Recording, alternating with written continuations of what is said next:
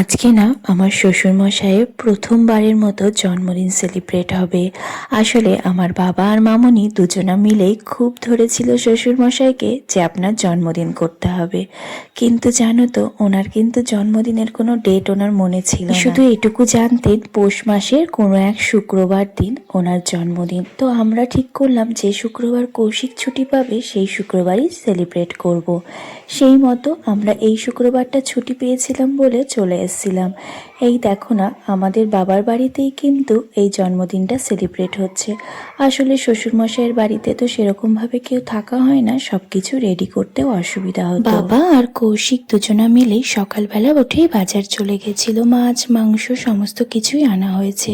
তবে এই ট্রিটটা কিন্তু শ্বশুরমশাই আমাদের দিচ্ছে। আজকে শ্বশুরমশাইয়ের জন্মদিনের মেনুতে রয়েছে ভেজ ডাল, পাবদা মাছের তেল ঝাল, চিকেন কষা আর মাটন কষা, ফ্রাইড রাইস, সাদা ভাত। একদিনের জন্যই এসছি, রান্না বান্না কিন্তু সমস্ত কিছুই বাবা করছে আর মামনি সব কিছু হেল্প করে দিচ্ছে। এই তো তারপরে আমরা ব্রেকফাস্ট করে কৌশিক আর আমি বেরিয়ে পড়েছিলাম একটু ঘুরতে।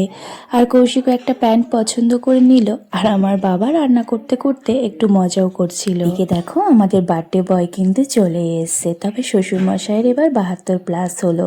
যাই হোক, উনি খুশি, আমরা এটা দেখেই খুব শান্তি লাগলো যে বাবার জন্য কিছু একটু করতে পেরেছি। এই বয়সে এসেও বাবা যে জন্মদিন নিয়ে এত আনন্দ করবে আমরা কিন্তু ভাবতেই পারিনি।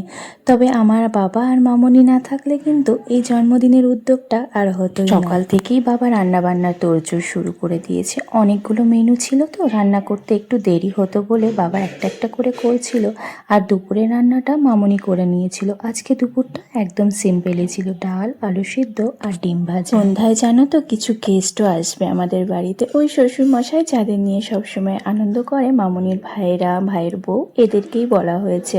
আমার শ্বশুরমশাই কিন্তু এখানে থাকে, এই তো এদের সাথেই সবসময় আনন্দ করে কাটায় বলে নিজের জন্মদিনে সবাইকেই নিমন্ত্রণ করেছিল। এই তো আমাদের রান্না এক এক করে সবই হয়ে যাচ্ছে। তাহলে এই ভিডিওটা আমি এখানেই শেষ করে দিচ্ছি। ভালো লাগলে লাইক কমেন্ট করতে ভুলো না, আর প্লিজ প্লিজ ফলো করে আমার পাশে থেকো। তোমরা সবাই অনেক ভালো থেকো। টাটা।